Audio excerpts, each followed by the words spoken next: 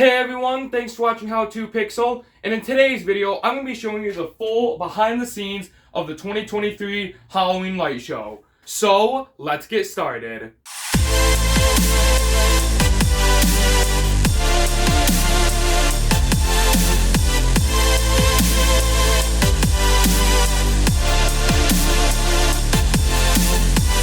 So there's a ton to cover here because there's a lot of stuff back here and a lot of stuff outside in the yard that I want to show you. So this video is probably going to be a really long one, but I want to jump right into giving you some statistics about the light show and everything that's in it. So there's a grand total of 1,933 pixels in the entire show. There are also two 10-watt floodlights. There is a fog machine, and then there is a 7x8 P5 panel build, and I'll be showing you all of that. But those are all the different elements we have in the show. A few other things I wanted to say before I show everything that's back here. All of the pixels in the light show are 12 volts, RGB, WS2811. Most of them are bullet pixels, but there are a few square pixels, mostly on the roof. And then most of the show is run at 30% brightness for all of the pixels, with a few exceptions. The pumpkins in the front, they're run at 100% brightness. That way all of the light can go through pumpkins and the plastic. And then the Toon 2 sign, I run that at 10% brightness because I don't want it super bright and distracting everyone from the actual lights. So that's all the information about what type of pixels I have and the brightness and everything. And now it's time to show you everything we have over here. Now obviously everything has to start with power. Power has to come somewhere to get all of the lights power, all of the controllers, everything power. And it all comes from this one outlet here, well, these four outlets, but this one outlet box is where everything comes from. Now, all of the power for the entire show used to come from this outlet right here, but this outlet is actually connected to the entire garage and to our kitchen and to the bedroom next to the kitchen, which is very weird how everything was wired. But it made running the show off of this a really big problem because anytime we turn on a microwave or a ton of lights in the kitchen and in the bedroom, and the light show was running, it'd pop the breaker, and then the whole light show would shut off. So back in 2021, we added this sub panel into the garage right there. The black wire from the top is where the power comes in from. It comes from a 50 amp breaker on our main panel. It used to go to our electric dryer in the bathroom, but we got rid of that, so we rerouted it out to the garage, and then it goes into this sub panel right here. There's then two 20 amp breakers, and the one to the right, that controls everything for the garage, like the garage door opener and the lights in the garage.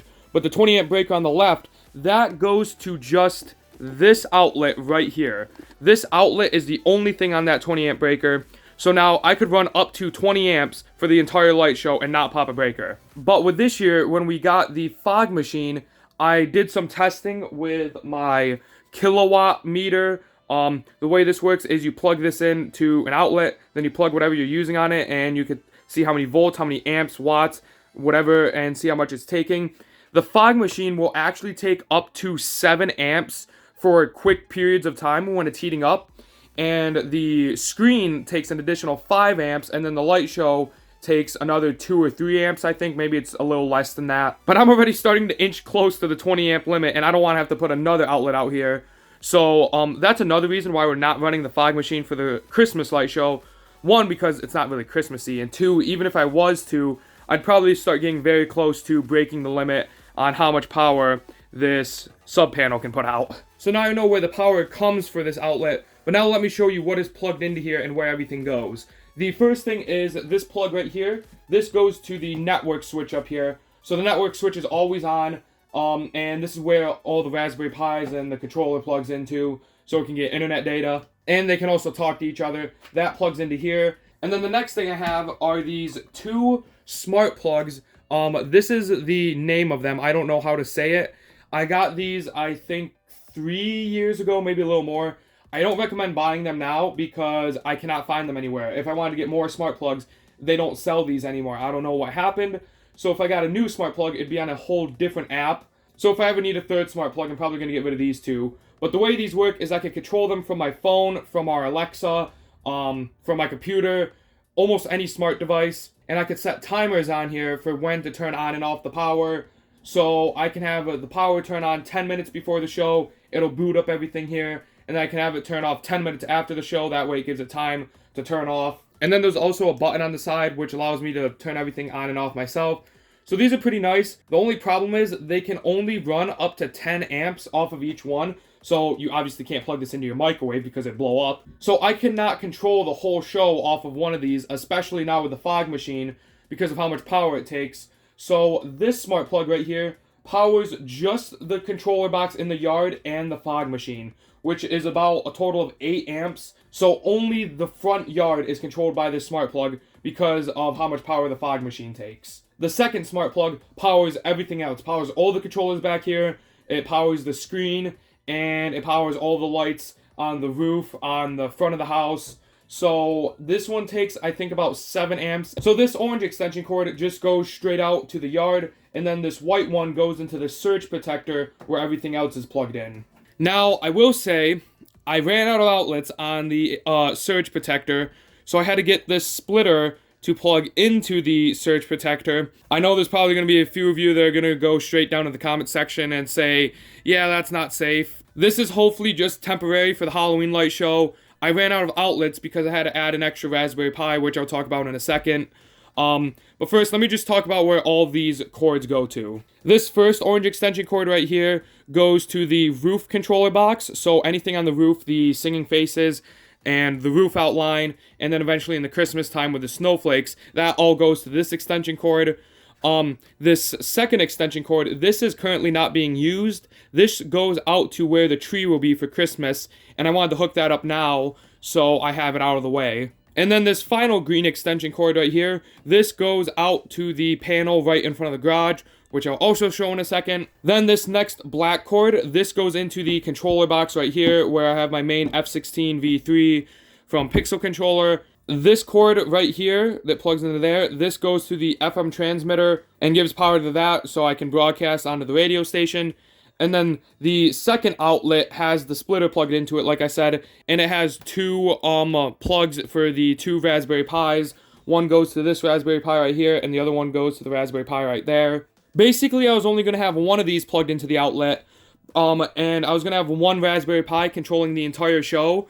But when I had it running the panel as well, it was causing a lot of problems, like the lights looked like they're almost lagging. So I had to get out my second Raspberry Pi right there to control just the panel, and then this one controls all the lights and the fog machine and stuff. And I can't fit two of the things on one outlet, so I had to get the little splitter there. So now I'm going to show you all of the things up here. Like I said, the first thing plugged into the outlet down there is this network switch. And this actually doesn't have all of the Raspberry Pis plugged into it. This has just this Raspberry Pi, which is the main Raspberry Pi, and then also the F16 V3. This Raspberry Pi, the Ethernet port has to be directly plugged into the color light card, which is the controller for the panel. So to communicate with this, I have to go over Wi-Fi.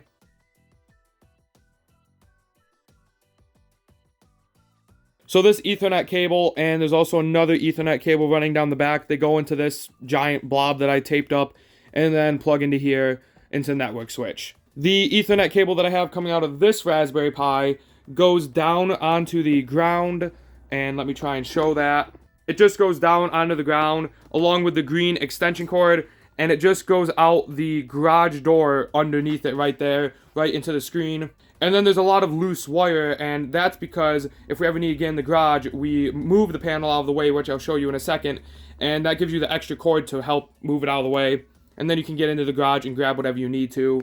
And then on this Raspberry Pi, to get the audio from here to the FM transmitter, there are two different ways. The first one is you can use the 3.5mm audio jack right there, which is what I used for the first year. Or you can get this thing that plugs into the USB port.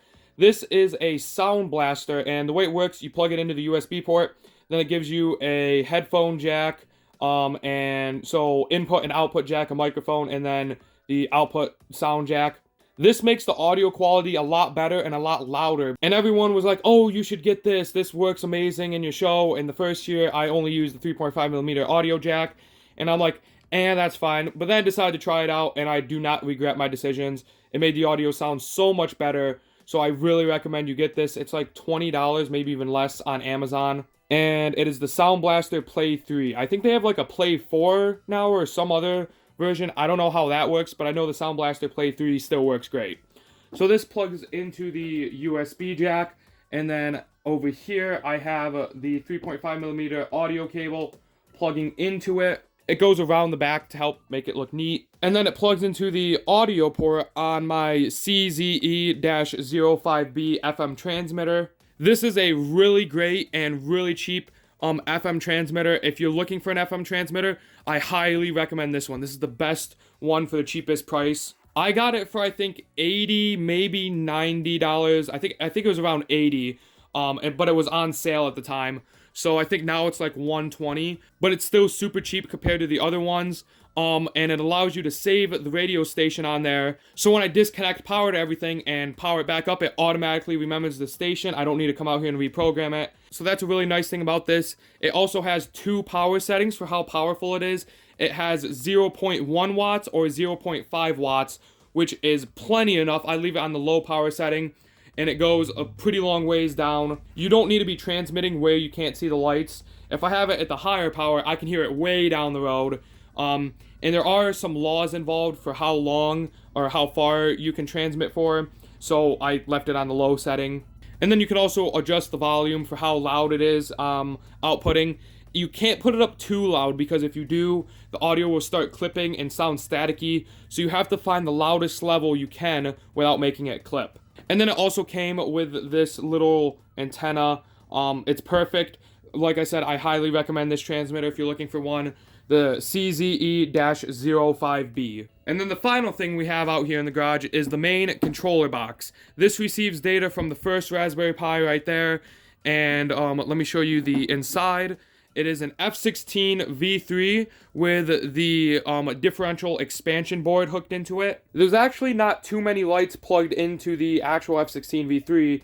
Only 4 ports are being used, and the rest are going out the differential expansion to some differential receivers. So there's a blue Ethernet cable right here. It goes down and around, comes into the box, and this is what hooks into the network switch. The extension cord plugs in right here, and I only need 1 power supply in here since there's not a lot of lights on here. And then I have 12 volts power coming out of this 12 volt power supply going into the V2 jack to power this half of the board and all of the components. And then there are a lot of Ethernet cables coming out here. So this first Ethernet cable, this controls the 2 receivers in the yard box, which I'll show in a second.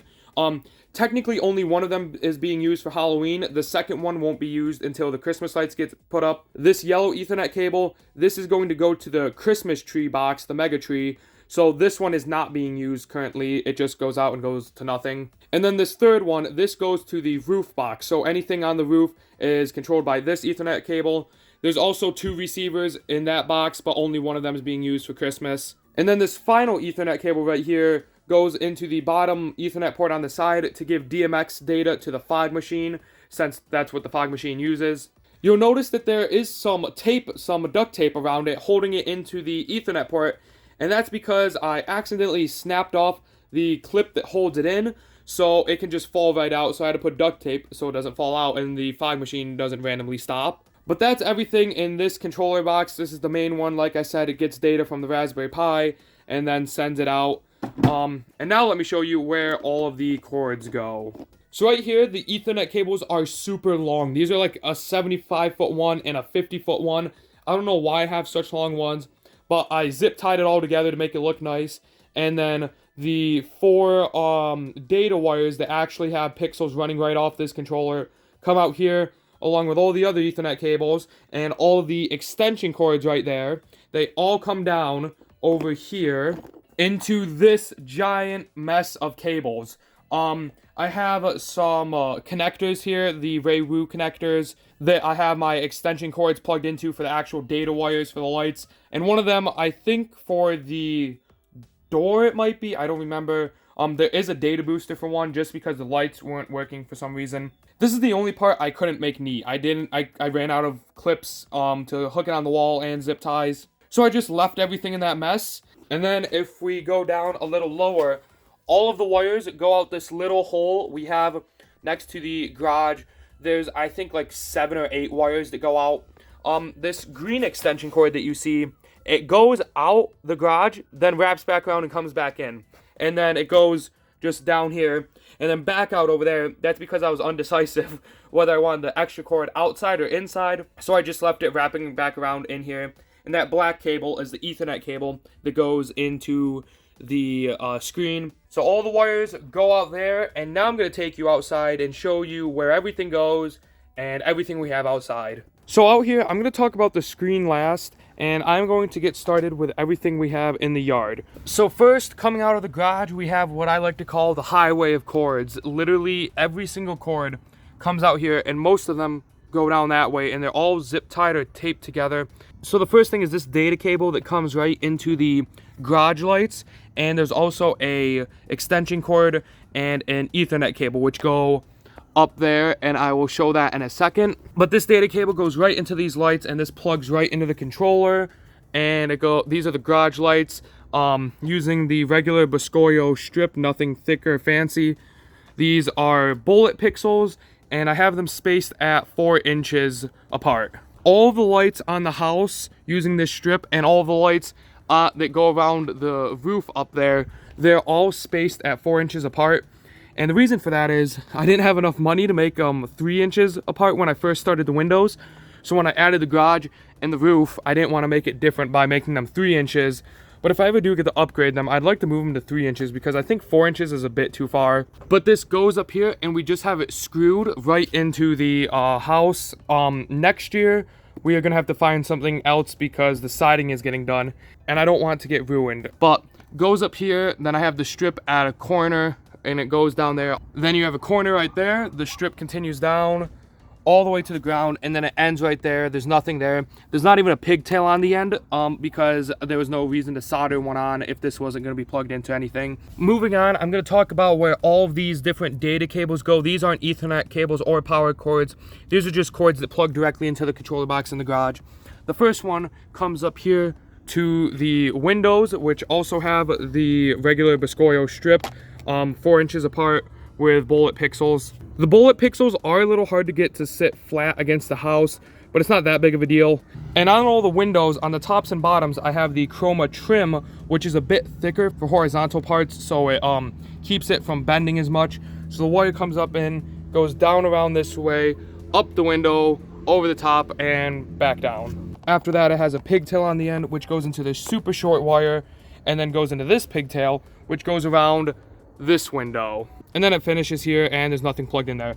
And I forgot to mention, this isn't the first thing actually on this port. The wire actually goes this way to the floodlight, then comes back out, goes back this way, and up to the window. For anyone who's wondering, this is a 3-core 18 gauge wire I got off of Wired Watts. It's very bendable, so it's easy to use. But if you see any of this brown wire, this is furnace wire, and this is what I used for the very first year of the light show. Like I said, I didn't have a ton of money then, so I couldn't get this black wire. Plus, I didn't know about Wired Watts then or where to get it. So I had to use all this junky furnace wire, and it's not stranded wire, it's solid wire. So it's very hard to bend, and a lot of these wires have broken, and the only reason I still use them is because I've ran out of this type of wire. So I don't recommend using this.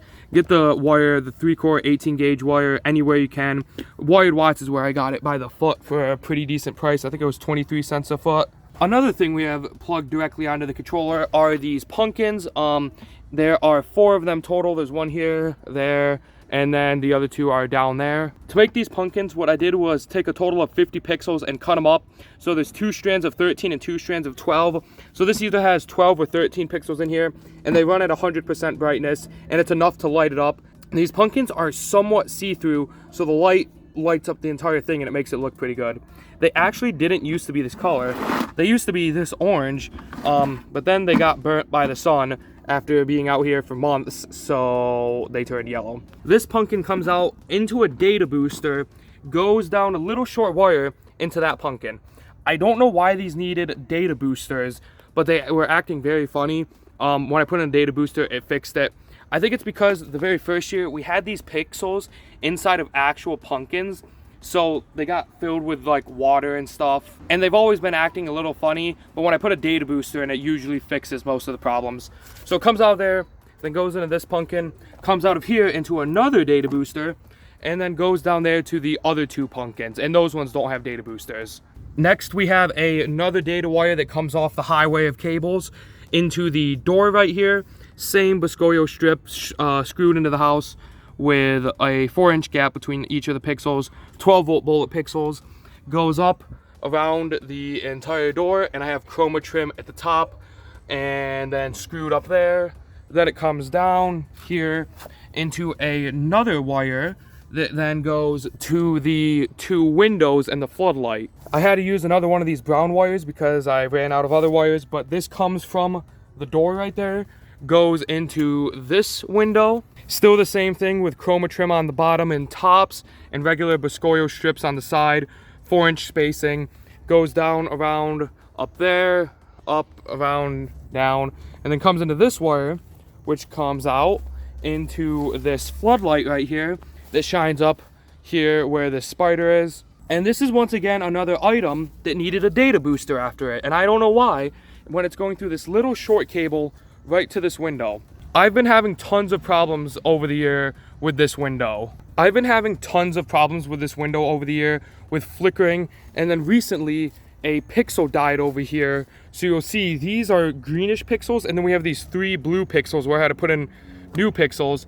And it's just because these lights are like 3 years old, and these windows just weren't built that well because I don't have pixels in the corners. The way I measured them was by the total length of the strip to make it fit around the windows, and I didn't measure by pixels. I always recommend having a pixel in the corner of your windows because that way you don't have to zip tie it and it holds it together. So next year I'm probably going to be redoing all of the windows and the door, putting 3-inch spacing instead of 4, just to make it a little bit more dense. And hopefully I won't have any more problems with these windows. But this is the same thing, screwed into the house, chroma trim, and then regular Biscoyo strip around the sides, and then it ends right there. And then coming off the highway of cables, you have an extension cord and an Ethernet cable right here that go down this way. You could see them right there, and they come right here, and then they go into nothing. I have the end somewhere right here. Yeah, I have the end right here, and I have it electrical taped so nothing gets in it. This is going to be plugging into the tree that will be here, and I just wanted to get that into the highway of cables before I had to zip tie it. That way I didn't have to cut all the zip ties and put in another wire for the controller box that will be here. And then the final 3 wires that are on the highway of cables come down and they go this way. There are 2 Ethernet cables and 1 extension cord for power.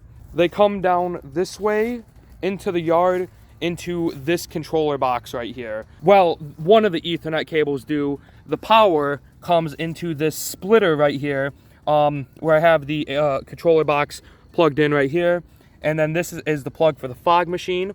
And the other Ethernet cable carries the DMX data from the controller to control the fog machine, which I'll show in a second. Inside this controller box, we have 1 12-volt power supply and 2 of the V2 smart receivers. These are not the SXR, or I'm not really sure how you say it. I'll put it on the screen.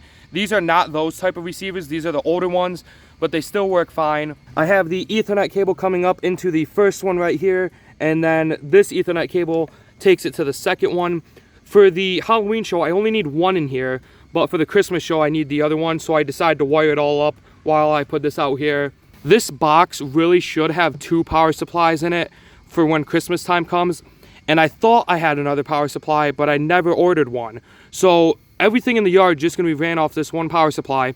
I did the math, and the power supply can handle it. It's over the max recommended use, but as long as all the lights aren't going to be on white 24/7, it should be fine, which they aren't going to be. But next year, I'm definitely going to add another power supply into this box. You'll also notice I don't have this 1 wire plugged in yet, and that's because I needed to power inject something last minute that I didn't know I need power injection for. So I just hooked a pigtail into this port. That way it has a fuse, and then it comes out and it gives power injection to something down there that I'll show in a second. So there's no room for this pigtail, but once Christmas time comes, I'll plug this in. And we're gonna have to get, I think, 3 or 4 power injections off this 1 power supply. So we're gonna need a lot of wires in here. And I really should have bought another power supply, but I didn't. So like I said, only these 4 wires coming out of the differential receiver are being used. And let me show you what they go to. That 1 box controls everything here in the yard. Controls the 2-2 sign, these 5 arches, and all 70 of these P stakes. The first wire comes out of that controller box into the 4th arch and then the wire comes out of the 4th arch into the 5th arch, and then that's all on one chain, and there's no power injection. Now the way we built these arches is we got this stuff, I don't really know, I think it's called Coro, off of Boscoyo Studios. It comes in 3 sections, and you can put them all together. It takes 51 pixels total, but I only put 50 in, and I skipped the last hole just because the strands that I bought when I made these arches came in 50, so it was easier than soldering on an extra pixel. And then they have zip tie holes, and what we did was take a piece of 1/2 inch PVC pipe, and we bent it to match the length of this. Now this arch is about 6 feet long, but I am not sure how long the pipe is. Now if I get the chance, I'll come out here and measure this, and I'll put on the screen how long the pipe is, so you either see the length or something saying that I forgot to measure it. We then have this 2x4, and this has 2 braces on the bottoms, one right there and one right here, that way it doesn't tip over. And at the ends, we put holes into it that go all the way through so we could shove the pipe in. And if we need to put a little extra in, we could, because there's no bottom to it.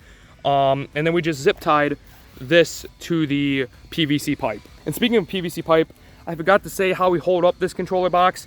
We just screwed it onto this board right here, and then screwed PVC pipe onto it and shoved it into the ground, because we lost the wood stakes that we had holding it up. So PVC pipe was used for that as well. And all 5 of these arches are the same except for the one imposter right here. This is the original arch build that we used in the first year, the 2020 light show, and it's horrible. We only have the brace going out one side each. So this one goes to the front, this one goes to the back, so it wobbles a ton. And the way it is screwed into here, it just snapped out. We had 2 of these, and the other one was right here, but it just completely broke a few days before the show because it snapped, so we had to rebuild it using the new arch design, which worked a lot better. And I think it's also because this wood was getting very old.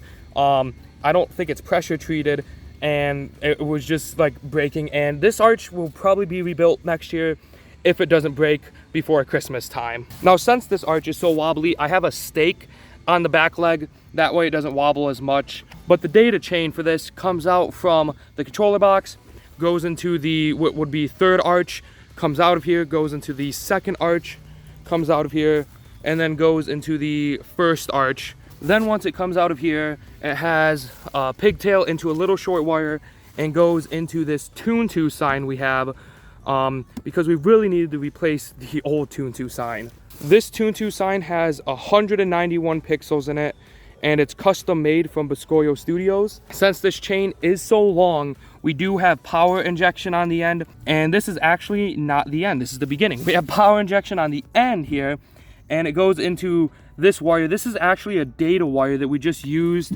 for power injection because we ran out of wires. We didn't plan for power injecting the Tune2 sign. I was not thinking. And this power injection is what plugs into the differential receiver. That way I can have it fused. This Tune2 sign was a lot bigger than it looked in the pictures. I'll put a link to it in the description. But I bought it off of Boscoyo, like I said, and you could type in the numbers you want, and then they custom printed it for 90.7, which is my station. And then I have 2 stakes going up into the back, and it's screwed into here. And then a board goes across the stakes just to keep it from wobbling back and forth. I did have to use a custom wiring for this in X-Lights because they do not have a model for each number. So what I actually used was Light Show Hub. I'll put a link to it in the description. And it made it super easy to lay out which pixels go where and then put it right into X-Lights. And then the last 2 data wires come out into all 70 piece stakes we have.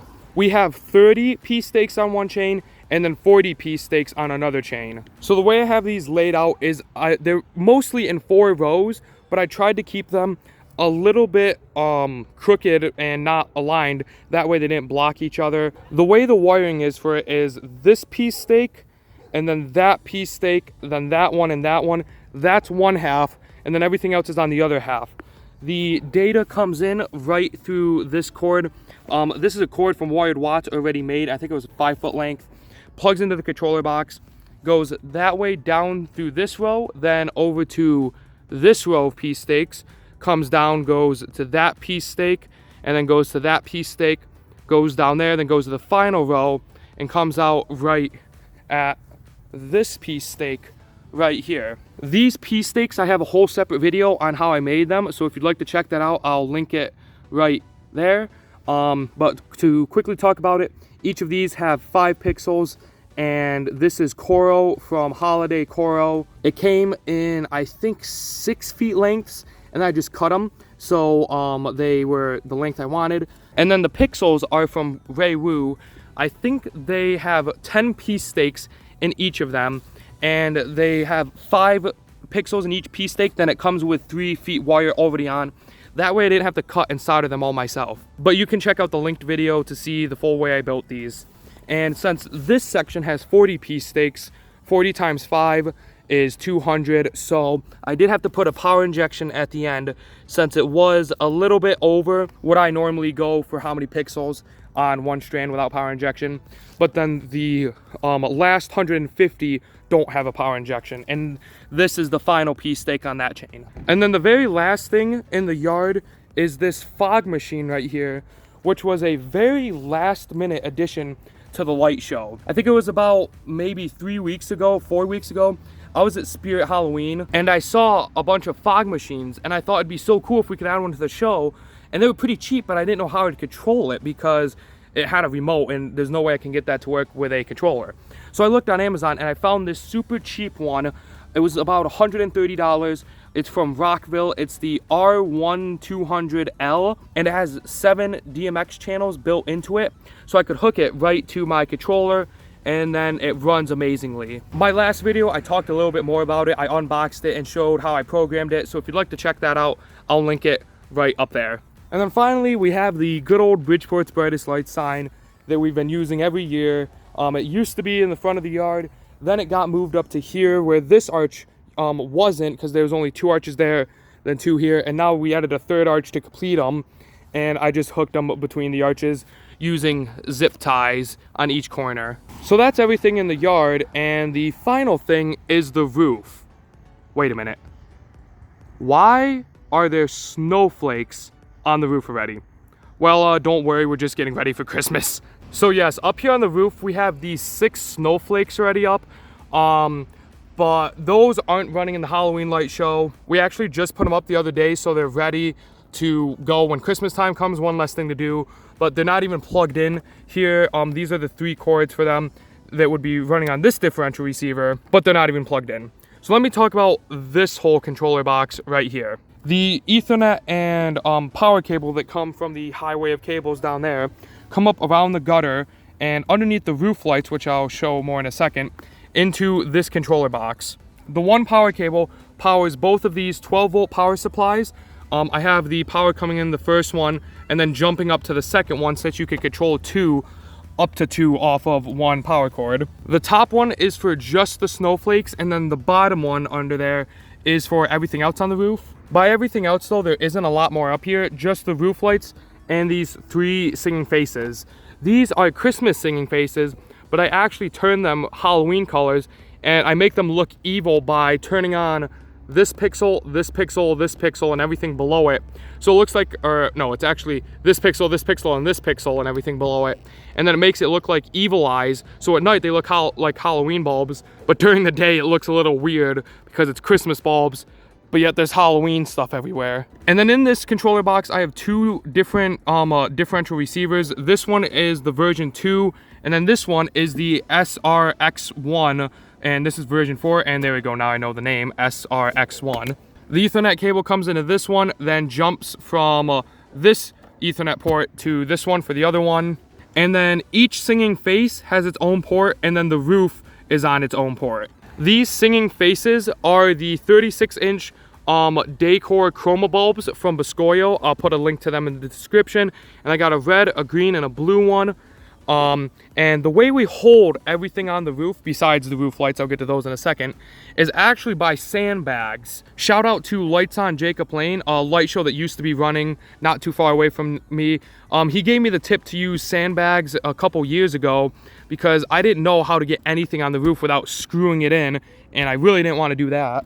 So what we have is this metal piece of, I forget what it's called. I'll put it on the screen. Then it goes down into this PVC pipe and it makes a little U shape, and it does the same thing on the other side. We have it zip tied to the sinking face, and then we just filled a sandbag full of sand, put it on top, and it has not gone anywhere. These sinking faces have held up. This will be its 3rd year now, so everything is working great with them, and that's the same for all of them. And even the controller box, it has a little frame on the back and then a sandbag on it.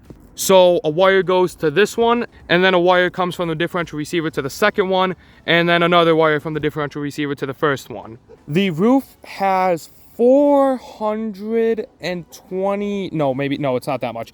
I forget how many lights the roof has. And the way we get the lights on the roof is we took 1/2-inch PVC pipe, and then we zip tied the strip to it. Nothing fancy how we zip tied it, just put it on top.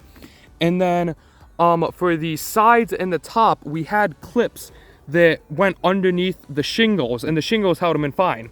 But for the front of the roof, they kept sliding off. So last year and the year before, we screwed the clips into the shingles. Well, this year we got a new roof, and my dad did not want screwing into the roof, so we actually found these clips from the store, and they just go right underneath the shingles, and they hold really good. No screwing. We can take them all down if we want to, but usually we leave the roof lights up all year round just because it's a pain to take them down. And that's why you'll notice some of them look super sunburnt. There's a few near the top that are completely black. But these are square pixels that, shout out to Lights on Jacob Lane again, gave me. He gave me a ton of them, and the whole roof is these square pixels, 4-inch spacing. The strip is from Biscoglio again. It's just normal strip. And I would show you the sides or the top, but I don't have a way to get up there, and I don't feel like climbing on the roof right now. Now for the roof, we used to only have one power injection for it, which would be at the end right there, because it starts, the data goes this way, up, around, all the way over, and then power inject there. But there was a lot of flickering over near that corner, so we actually have a second power injection that goes up into that corner, and I don't know if you can see it from here. No, you can't, but there is a T, a power injection T that I found off of Wired Watts, and I just have the power injection wire going into there. Since the power for the roof and all the power injections are off the same power supply, I did not have to cut the positive wire in the middle. I could leave it all normal. And I think that's actually everything for the roof. There's nothing else up here. Oh, I did forget to mention though, that these pipes are cut to be 10 feet long each, except on the sides when it can't be exactly 10 feet, it's a little shorter.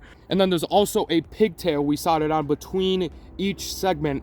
That way we can unscrew all of the pigtails, and then this makes for easy storage. Instead of having a 50-foot long piece of pipe, they're only 10 feet long, and we can put them in the garage, and it's way easier. The final thing out here is this new giant screen that we put here, built out of P5 panels. We used to have a projector box that sat about right here and projected an image onto the garage, but there was a lot of problems with that. Like the box would fog up and then you couldn't see it that well. It wasn't super bright, and every night I'd have to come and take the projector out of the projector box and run inside the house because I was afraid of someone stealing it or it breaking with the cold and not running. So that's why we replaced it with this ginormous panel. There's a total of 7 P5 panels across and then 8 P5 panels up and down, for a total of 56 panels. The resolution is, it's 448 pixels by 256 pixels. So it's a little bit less than 360p, but you could still play videos and stuff and clearly make out what it is. The projector actually had even less resolution than that because I set it to, I think, 176 by 96. That way I wasn't overloading the Raspberry Pi. The whole panel is, I think, 7.5 or 7 feet 9 inches across, and then including off the ground, it is a little bit more than 6 feet. I have a whole video dedicated to just talking about how I built this, everything about it. So if you'd like to see that, you could check it out right here, because I'm sure there's a lot I'm gonna forget talking about it. So a few other things I'll say about it. There are wheels on the bottom. These wheels that are on the outside are completely useless because the screen is so heavy, it keeps tipping back, and we didn't build a little frame on the back because we wanted it to sit all the way against the garage. So it would fall back if nothing was holding it, but there's a little chain over there that I'll show in a second. We wanted wheels on it because we didn't want it blocking the garage, just in case in the middle of winter we need to come out and get something. So we have these handles on the side, and when we don't need to get in the garage, we could just slide it over here, and it's a little hard to do. I have to put my foot on the bottom to help move it along, but I could slide it over here like this. And then we have these little hooks that go between the panel and the top of the garage. They hook on to there and then onto the bottom of the screen, if I can get it. This is very hard to do on camera. There we go. And that way the thing does not fall forward or backwards, because this thing is very wobbly. I've been very scared of it falling. So let's say it's the middle of winter, I need to go grab a chair out of the garage. I just come up here, undo the top hook, and I leave it there. Then I could just use my foot to help guide it along, and then I can open it. It's a little hard to move, but then you can get into the garage. We have the same type of clip on this side right here, except our house is very crooked. So this clip will actually not come off. It's a little bit too short. So the only way to get this clip off is to lift the whole panel up and then undo it. So this one, we don't move. And then finally, these panels are not waterproof. So we got this little, I forget what it's called. The only thing I can think of when I see this is those little things that hang down in front of giant refrigerator doors. That's basically what it is. We found it off of Amazon. It's made to like cover a table. So far, it's worked okay. We have it stapled and glued in here, and there's a whole different process we tried to use for it. You can find out how we failed when we tried to make it in the other video I put up here. But the only problem is lately it's been getting 70 degrees out in the middle of October, which is very weird for New York. Well, actually, not really weird, because our weather is very weird here.